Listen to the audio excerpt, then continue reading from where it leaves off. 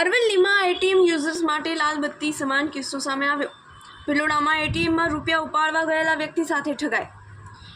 બે ગઠિયાઓએ 40,000 રૂપિયા ખાતામાંથી ઉપાડી લીધા. વ્યક્તિને વિશ્વાસમાં લઈ બે શખ્સોએ કરી છેતરપિંડી. એટીએમમાં મદદ કરવાના નામે વ્યક્તિનું એટીએમ બદલી પિન જાણી લઈ કરાઈ છેતરપિંડી. યુનિયન બેંકના એટીએમની અંદર કાર્ડ બદલી HDFC બેંકના એટીએમમાંથી ઉપાડી લીધા રૂપિયા. સમગ્ર બનાવનો સીસીટીવી ફૂટેજ સામે આવ્યો. ભોગ બનનારી ભિલોડા પોલીસ મથકે બે શખ્સો સામે નોંધાવી ફરિયાદ. રિપોર્ટ જયદીપ ભાટિયા, અરવલ્લી.